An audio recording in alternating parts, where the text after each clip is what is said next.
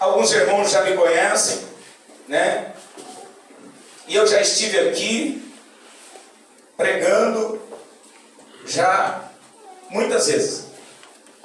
Aleluia. E cada dia que passa, eu não sei se é por causa da idade que vai avançando,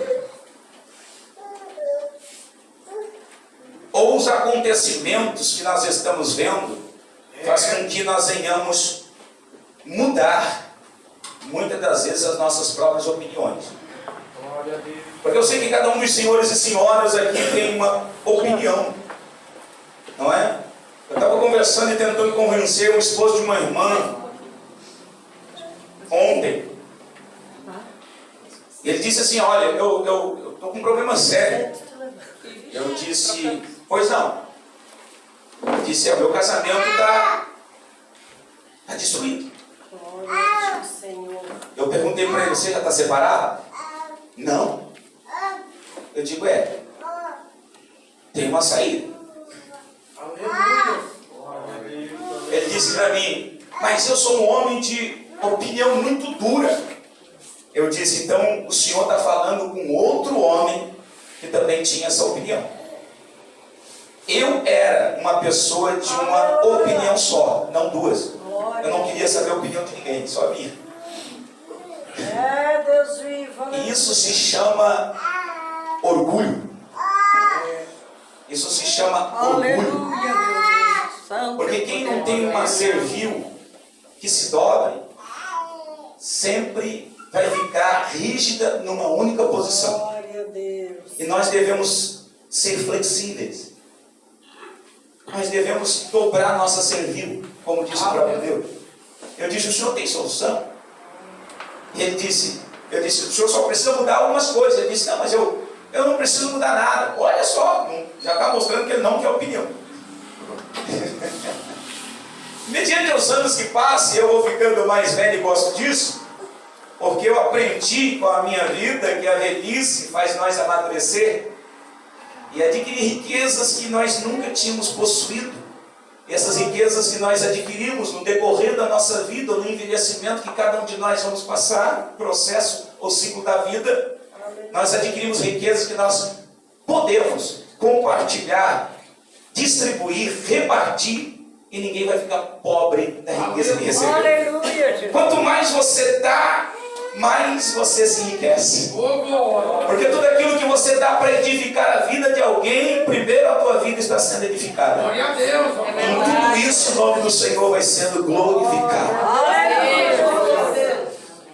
Estou perdendo meus cabelos e a força da minha visão está me deixando, mostrando para mim que o corpo, ele vai se declinar um pouco.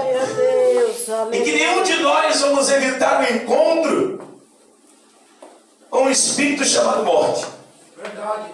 Todos nós vamos passar por ela. Aleluia.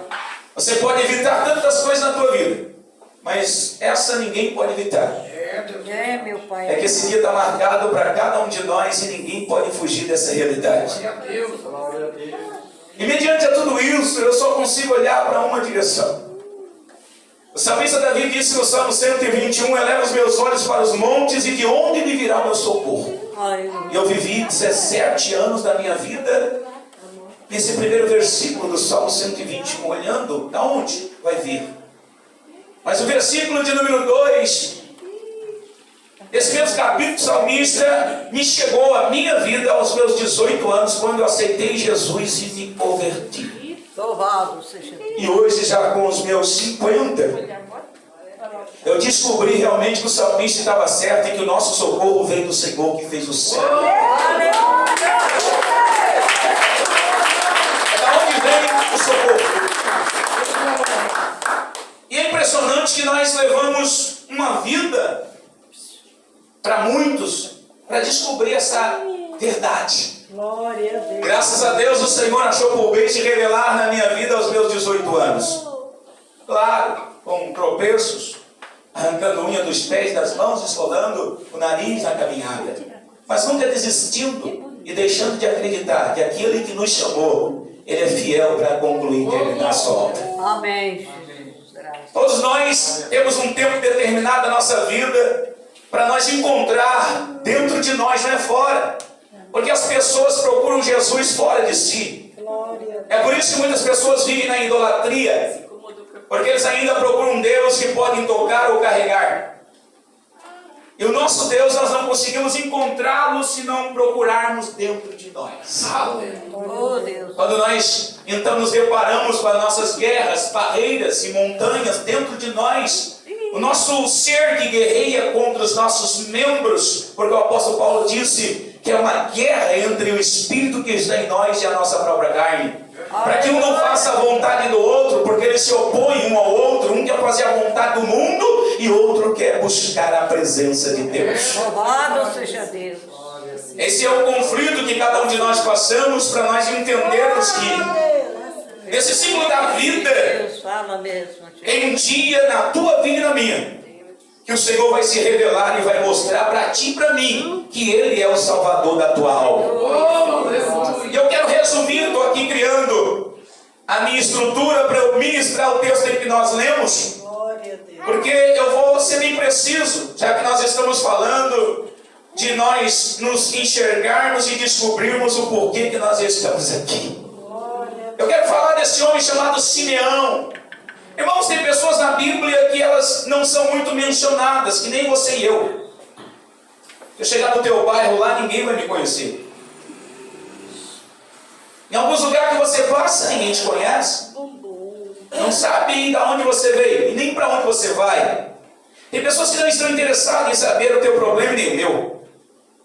Grande é o Glória. Muitos de nós estamos acortinados ainda por uma cobertura de escuridade ou talvez de isolamento, porque o mundo faz isso com cada um de nós.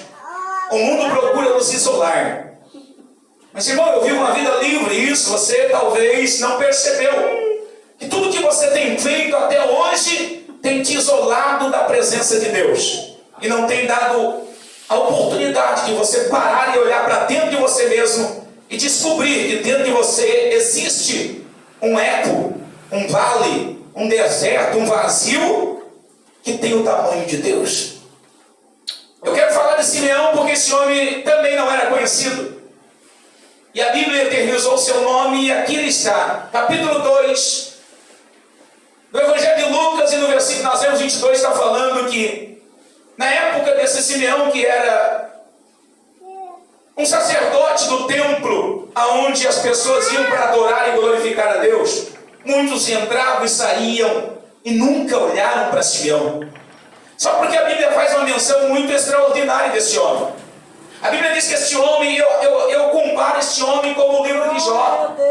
Porque a Bíblia diz que este homem, ele tem as mesmas características de Jó. A Bíblia diz no livro de Jó que existia um homem na cidade de Uz que era temente a Deus. Ele era um homem, não só temente, mas ele era um homem que guardava a palavra de Deus e se desviava do mal. A palavra desviar do mal é procurar andar na presença de Deus sem fazer nada que venha pecar contra Deus e entristecer o seu Espírito Santo. Glória a Deus. A Bíblia diz que Simeão era um homem que também era temente a Deus e vivia dentro do templo, na casa de Deus, mais do que na sua própria casa. E a Bíblia diz que esse homem era cheio do Espírito Santo de Deus. Já existe uma controvérsia aqui, não é? Um homem nessa época da Bíblia, eu estou falando da Septuaginta, eu estou falando do Velho Mandamento, onde o Espírito de Deus não se manifestava, ou seja, não habitava dentro de nenhum ser humano. O ser humano precisava de ele precisava ser purificado dos seus pecados, é chamado de remissão. A palavra remissão quer dizer resgatar, restaurar algo que estava completamente descartado. Remissão é pagar uma dívida para adquirir algo que estava no poder de outra pessoa. Foi isso que Jesus veio fazer. Então, todo ser humano, todos os habitantes da terra, ou que conhece a Bíblia, sabe que o Espírito de Deus não poderia habitar em nós se primeiro Jesus não fizesse remissão, não pagasse a tua dívida e a minha. Mas a Bíblia diz aqui que nos tempos que nós temos lendo o Evangelho de Lucas, esse tempo presente, que na época Jesus ainda não tinha morrido, diz que esse homem já era cheio do Espírito Santo de Deus. Alguém me pergunta, irmão, para uma pessoa ser cheia do Espírito Santo, precisa ser crente? Eu digo, depende o crente que você está falando.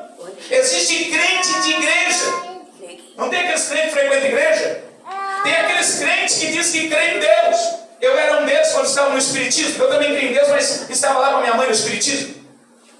E existe aquele crente que é temente a Deus, se desvia do mal, guarda a palavra do Senhor e anda nos seus caminhos. Aleluia. Há uma diferença. A Bíblia diz que esse homem não era crente.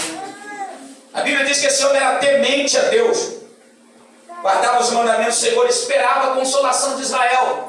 Qual era a consolação de Israel, irmãos? A consolação de Israel, os profetas vieram profetizando, desde os profetas maiores até os profetas menores. A Bíblia chega a dizer que o profeta Isaías, ele profetizou na sua profecia, no capítulo 61, quando ele disse: eis que o Espírito do Senhor está sobre mim. Ele me ungiu para eu pregar as boas novas, para curar os enfermos, restaurar os aquebrantados, curar os paralíticos, ressuscitar mortos e purificar leprosos, e levar o ano aceitável a todos quantos estão rejeitados pela sociedade. Era maravilha, meu. Essa era a consolação que os profetas estavam profetizando, que viria alguém que seria cheio do Espírito Santo em toda a sua plenitude, que é o que nós buscamos aqui enquanto crentes na terra. Aleluia. A plenitude não é nada mais e nada menos do que nós vivemos uma vida totalmente para Cristo. Foi aquilo que o apóstolo Paulo disse: não vivo mais eu, mas agora é Cristo que vive em mim. Eu já sou um prisioneiro ou até um escravo de Cristo, porque já não faço mais a minha vontade, mas faço a vontade daquele que me chamou. Aleluia. Aleluia. A Bíblia diz que então Simeão era cheio do Espírito Santo. Então a Bíblia testifica, que não é só uma pessoa que recebeu Maravilha, Pai. esse galardão, essa doação de Jesus para receber o Espírito Santo, mas já tinha um homem aqui, ó.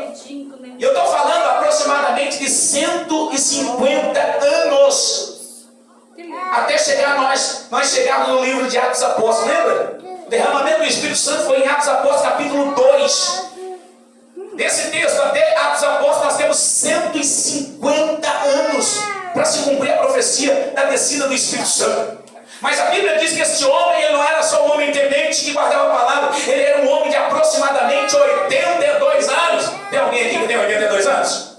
82, tem alguém? Tem ninguém? Vocês são joviais, né? Está vendo como você está bem introduzido na promessa de Deus? Porque eu já vi pessoas que, a sua idade, a minha mãe, por exemplo, ela tem 91 anos. 86? Sim. E eu me lembro quando eu me converti, deu tempo para eu me converter, minha mãe ganhou nós tudo para Jesus, e então minha mãe orou pela família, nós nos convertemos, e então eu casei com a minha esposa, e depois de casado, eu, a minha mãe e a minha esposa, e naquela época, faz 30 anos que eu sou evangélico, a minha mãe está com 90, tinha 61, e a minha mãe com 61 anos, ou um pouco mais. Nós fomos para a igreja no dia de sábado, e naquele dia sabático, tempo átrio, eu, a minha esposa e a minha mãe fomos batizados com o Espírito Santo. Promessa! Promessa!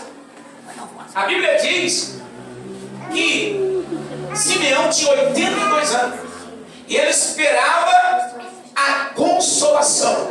Irmão, quem não espera a consolação? Não é, varão? Quem não espera a consolação, você neste momento, você está aqui nessa noite, porque você acredita que Deus pode trazer uma resposta para a tua vida e confortar e consolar o teu coração e trazer refrigério para a tua alma. Você pode relutar com isso, mas você vai estar lutando contra os ardilhões, que são mais fortes que você. A Bíblia diz que esse homem estava esperando a consolação e ele não sabia que a consolação estava bem próximo a ele. E num dia desses ele resolve sair do templo. Ele ficava praticamente 20 horas no templo, 4 horas em casa. Ele resolveu ir para casa descansar. E a Bíblia diz, está escrito no texto, ele foi para casa. E ele, chegando em casa, ele foi descansar. Foi fazer a sua oração. E quando ele chega em casa, o Espírito do Senhor vem sobre ele e diz: ei, Simeão, vai para o templo, porque eu vou levar até você o Consolador. Vai! E a Bíblia diz que Simeão saiu da sua casa e foi para o templo. Lembrando que Simeão era um também dos porteiros que guardava um dos átrios que existia dentro do templo. A Bíblia diz que o átrio era repartido em 3: átrio dos homens, átrio das mulheres e átrio das crianças. E Simeão então saiu da sua casa e chegou no templo e foi para o átrio das crianças. Por quê? Porque o Espírito Santo tinha revelado que o Messias tinha nascido, o Consolador já estava no mundo. E ele foi então para saber quem era. Dentro desse átrio das crianças tinha aproximadamente 600 crianças em cada culto. Não tinha como identificar. Então o Messias, só chegando e olhando para aquelas crianças, ele precisava de uma direção do Espírito Santo. Precisava que o Senhor abrisse os seus olhos para ele contemplar a glória de Deus que já estava na terra. E a Bíblia diz que ele chega lá e está esperando.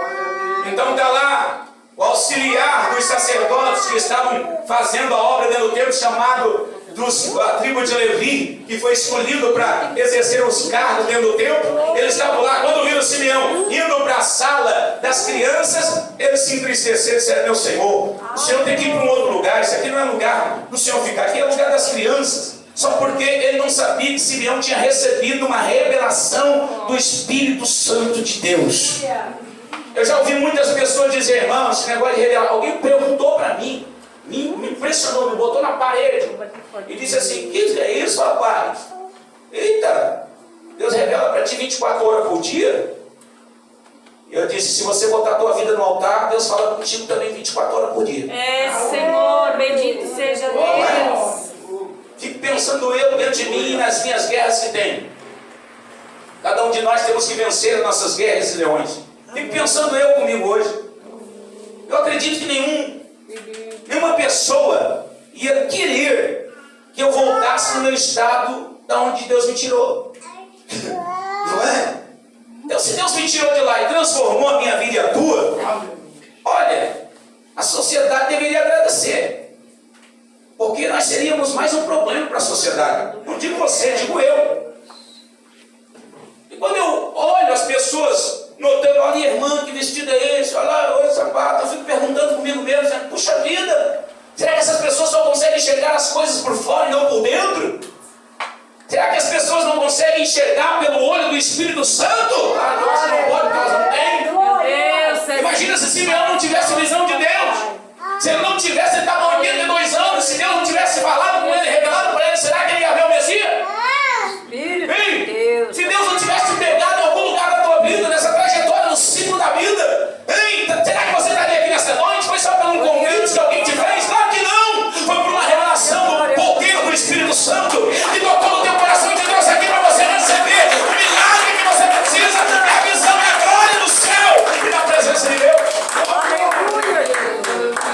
Graças a A Bíblia diz que Simeão estava sendo tirado do lado das crianças. Poderoso, aleluia, Jesus. E eu sou O Espírito de Deus. Eu sou um astro dentro de um planeta tão grande, porque a Bíblia diz que nós somos, o próprio apóstolo Paulo disse que nós somos como astros espalhados em toda a terra. Você já parou para estudar a palavra astros? Porque se nós pegar a esfera do mundo, astros são aqueles que têm cargos em Hollywood, em novela, em filme. Chamamos de astros de cinemas. Não é? Só porque se olhar para a Bíblia é bem diferente. Dentro da Bíblia, astros quer dizer seres iluminados. Como as estrelas do céu são astros luminosos. São corpos que Deus espalhou para iluminar a noite junto com a lua. Então, quando a Bíblia chama nós de astros, o apóstolo Paulo diz que nós somos semelhantes a astros, ou seja, nós somos corpos iluminados pelo poder da palavra e a presença do Espírito Santo para expulsar expulsar todo o poder das trevas que quer governar esse mundo. E o diabo só não tomou conta desse lugar, porque nós estamos aqui junto com nós, o Espírito Santo de Deus. A Bíblia diz que se Simeão não tivesse recebido essa revelação, ele não teria ido para o templo. Maravilha, meu. Como ele recebe o chamado de Deus e ele vai para o templo, lá dentro do templo tem uma grande revelação. Louvado seja. Ele, 82 anos, quem sabe ele ia morrer no próximo ano. Mas o Senhor disse: não, eu te prometi. A Bíblia diz que Deus tinha prometido para ele que ele não ia morrer enquanto não visse a salvação de Israel. Aleluia. Irmão, tem alguns de nós aqui que Deus não vai deixar você morrer. Amém. O diabo, ele pode ser o portador da morte, mas o Senhor é o dono da vida. Amém. Glória a Deus. Tem pessoas aqui que não vai morrer, tem jeito não. O trem pode chocar contigo, não mata. Você pode cair de um prédio de 20 andares, não vai morrer. Alguém pode estar atropelado no meio da rua e Deus diz: não morre. Deus diz: que coisa ruim, não morre. Deus diz: não tem coisa ruim não, eu tenho promessa de Deus na vida dele e dela, e eles não vão morrer enquanto não ver essa promessa se cumprir na vida deles. Obrigado pelo nome do Senhor. Imagina, deixa eu enxergar direito aqui que eu não estou vendo mais nada. Grande é o nosso rei. Imagina. Aleluia, Jesus. Simeão foi ao templo, ele chegou lá das crianças e começaram a expulsar ele. Sai daqui, ô rei. Vai para outro lugar, vai lá para a sala dos anciões. Ele disse: não, mas aqui é o meu lugar. Ele disse: como que aqui é o teu lugar? Aqui é o ato das crianças. Pode nem fazer barulho aqui. Glória a Ele Deus. disse: não vou fazer barulho. Eu só quero olhar para as crianças. Disse: olha depois, a hora que o culto terminar.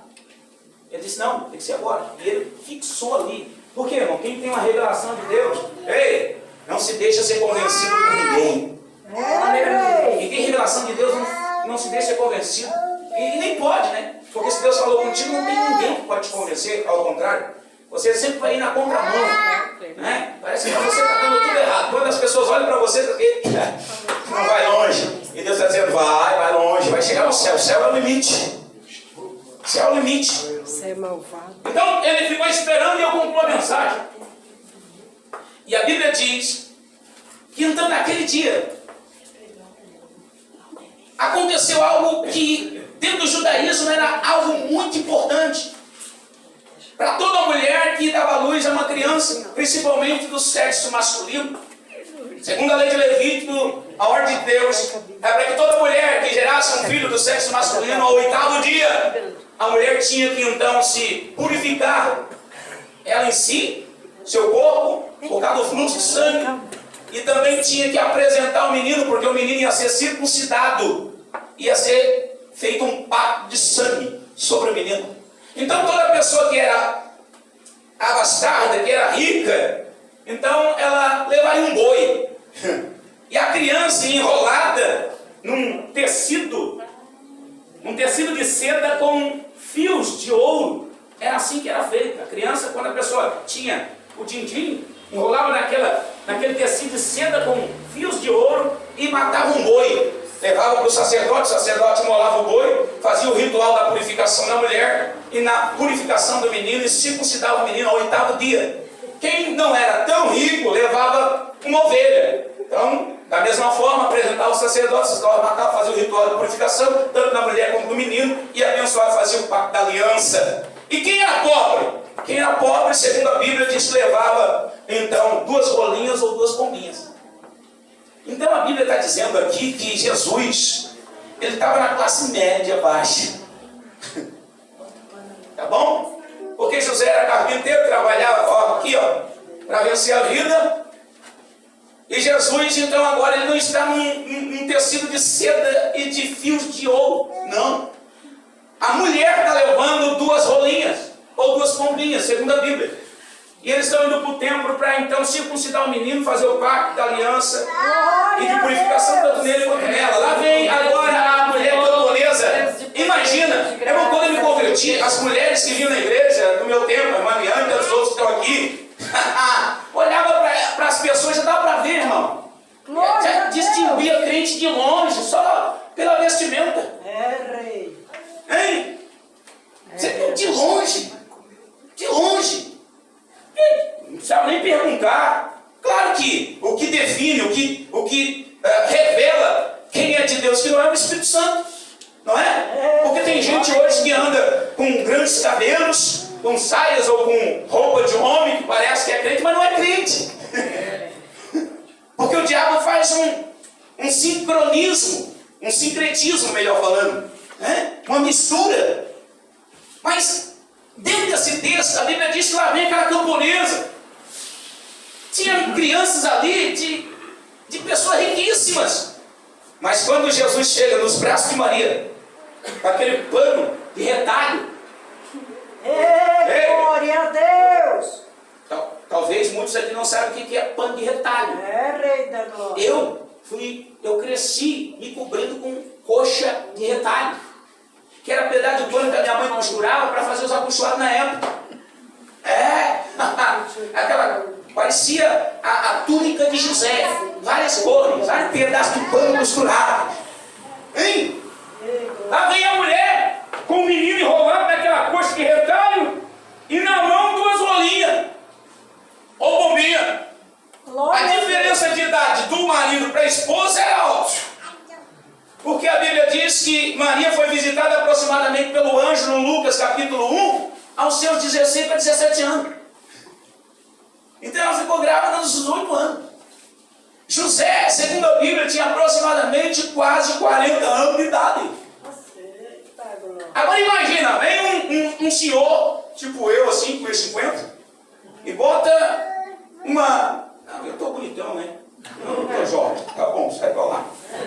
Aí bota uma menina de 15 anos do meu lado e diz que a menina é minha esposa. Alguém vai dizer, rapaz, cadê isso aí hoje, né?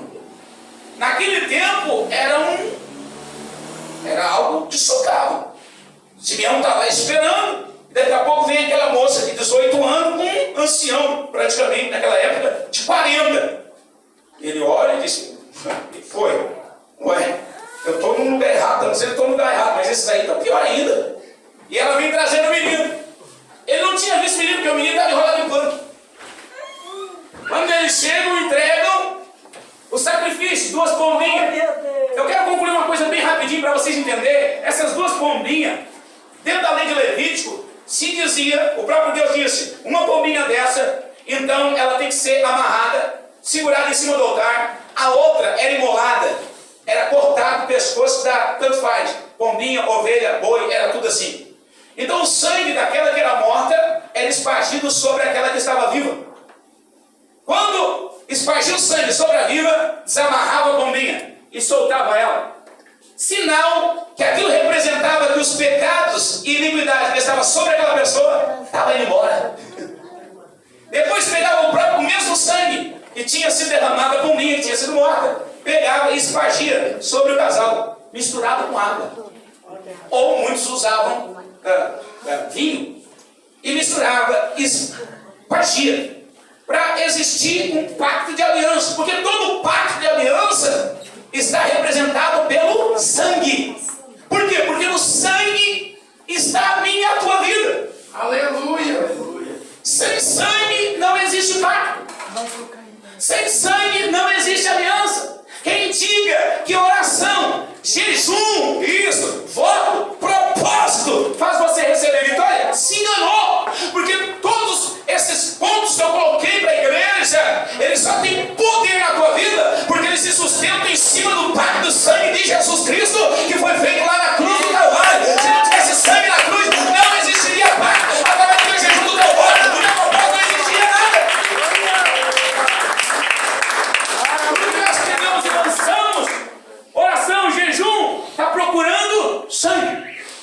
Aonde pode se firmar, se alicerçar. Jejum nada é, oração nada é, propósito nada é, se não tiver sangue nesse propósito. Então quando alguém ia ser apresentado, a primeira coisa, tinha que ter algo para imolar, derramar o sangue, porque o sangue daquele animal, sendo ovelha que seria de 1 ano, sem mancha nenhuma, quer dizer, sem pecado. Mancha na ovelha queria dizer para nós sem pecado. E numa pombinha tinha que ser 2 rolinhas brancas. Para entrar dentro do átrio, para cultuar a Deus, pelo menos em Jerusalém, naquela época, todos eles tinham que entrar de vestimentas brancas. Quem não entrava